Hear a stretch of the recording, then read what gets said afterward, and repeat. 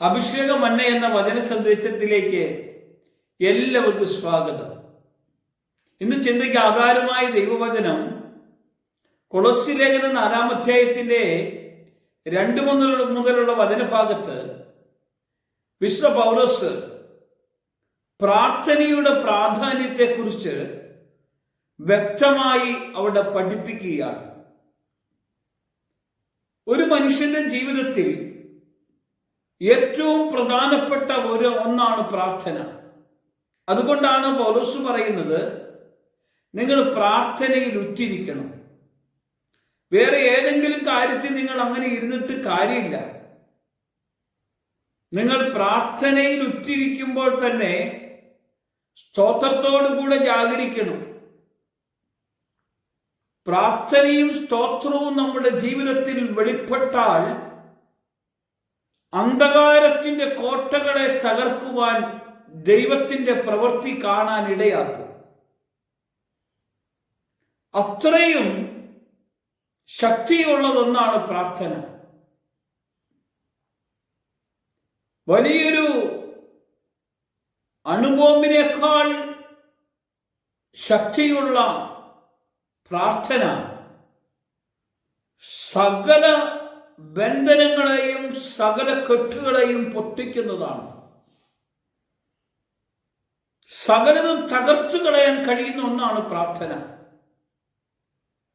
പൗലോസും ശീലാസും തടവറയുടെ അകത്ത് അവർ ദൈവത്തെ പാടി ആരാധിക്കുകയാണ്, പ്രാർത്ഥിക്കുകയായിരുന്നു സ്തോത്രത്തോടുകൂടെ.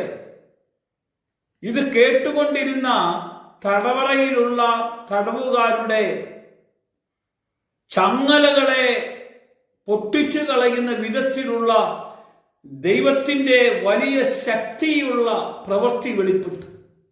ഒരു ബോംബ് പൊട്ടുമ്പോൾ ഉണ്ടാകുന്ന ആ വലിയ പ്രകമ്പനത്തെക്കാൾ വലിയ ശക്തിയായിരുന്നു പ്രാർത്ഥനയിൽ.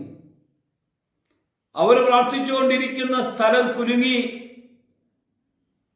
തടവറയുടെ അടിസ്ഥാനങ്ങൾ ഇളകിപ്പോയി, വാതിലുകളൊക്കെ മലർക്കെ തുറന്നുപോയി, ചങ്ങലകളും ബന്ധനങ്ങളെല്ലാം പൊട്ടിപ്പോയി. എന്തുകൊണ്ടാണെന്നറിയാമോ? പ്രാർത്ഥനയിൽ ഉറ്റിരിക്കുന്നത് കൊണ്ട്. അപ്പസ്തോല പ്രവർത്തനം 12-ാം അധ്യായത്തില് പത്രോസിനെ തടവറയിലാക്കിയപ്പോൾ സഭ ശ്രദ്ധയോടെ പ്രാർത്ഥനയിൽ ഉറ്റിരിക്കുകയായിരുന്നു. അവിടെ ദൂതൻ പത്രോസിന്റെ അടുക്കൽ വന്നു, ചങ്ങലകൾ അഴിച്ചു, തടവറയുടെ വാതിൽ തുറന്നു. 1-ാം വാതിലും 2-ാം വാതിലും 3-ാം വാതിലും തുറന്നു. പ്രാർത്ഥിക്കുന്നവന്റെ ആ കൂട്ടായ്മയുടെ നടുവിലേക്ക് കടന്നു വരുന്ന ഒരു അവസ്ഥയുണ്ടായെങ്കിൽ,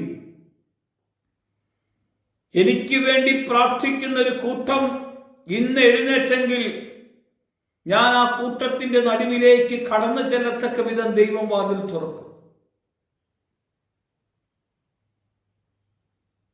നമ്മുടെ പ്രാർത്ഥന മൂലം അനേകർ ദൈവത്തെ അനുഭവിക്കാൻ ഇടയാക്കും. പ്രിയമുള്ളവരെ, ആത്മീയ ജീവിതത്തിൽ ഏറ്റവും വിലയേറിയതാണ് പ്രാർത്ഥന. അപ്പോസ്തലന്മാരൊക്കെ ഒരു കാര്യം തീരുമാനിക്കുമ്പോൾ പ്രാർത്ഥിച്ചു തീരുമാനിക്കും. സുവിശേഷകർ നമ്മൾ പ്രാർത്ഥിച്ചാണ് കാര്യങ്ങൾ തീരുമാനിക്കുന്നത്. ആലോചന പ്രാർത്ഥനയിലൂടെയാണ് വെളിപ്പെടുന്നത്. അതിനുവേണ്ടിയാ കർത്താവ് പറഞ്ഞ, നീ പ്രാർത്ഥനയിൽ ഉറ്റിരിക്കണം. പ്രഭാതത്തിൽ എഴുന്നേറ്റ് പ്രാർത്ഥിക്കണം. പ്രദോഷത്തിൽ കിടക്കുന്നതിന് മുമ്പേ കർത്താവിനോട് കൂടെ ഇരുന്ന് പ്രാർത്ഥിക്കണം. സ്തോത്രത്തോടുകൂടെ അവനെ മഹത്വപ്പെടുത്തണം. നല്ലൊരു പ്രഭാതം തന്ന കർത്താവല്ലേ. പണ്ട് മുതലേ എഴുതിക്കൂട്ടി എന്തെങ്കിലും പ്രാർത്ഥന ചൊല്ലിക്കൂട്ടി നമ്മുടെ ആയുസ് കളയുക എന്നതല്ല. ചങ്ങലകളും കെട്ടുകളും ബന്ധനങ്ങളും ഭാരങ്ങളും രോഗങ്ങളും ദുഃഖങ്ങളും പ്രയാസങ്ങളും മാറ്റാൻ കഴിയുന്ന യേശുവിന്റെ നാമത്തിലൊന്ന് പ്രാർത്ഥിക്കാമോ? ഇവിടെ അത്ഭുതം നടക്കും. ഇവിടെ കെട്ടുകൾ അഴിയും.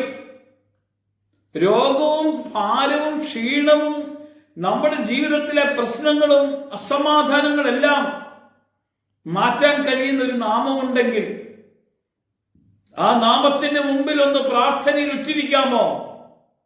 നമുക്കൊന്നിച്ച് പ്രാർത്ഥിക്കാം. കർത്താവേ, ഈ വചനം ഞങ്ങളുടെ ജീവിതത്തിൽ നിന്റെ പ്രവൃത്തിയായി വെളിപ്പെടട്ടെ.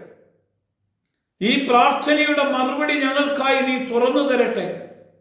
ഞങ്ങൾക്ക് മുമ്പിലുള്ള എല്ലാ തടസ്സവാതിലുകളെയും തകർത്ത് ദൈവകൃപയുടെ സ്നേഹത്തിലേക്ക് കൂട്ടിക്കൊണ്ടുവരാൻ ഞങ്ങൾക്ക് തന്ന ആ വലിയ കൃപയ്ക്കായി ഞങ്ങൾ സ്തോത്രത്തോടെ പ്രാർത്ഥിക്കുന്നു. യേശുവിന്റെ നാമത്തിൽ തന്നെ ആമേൻ.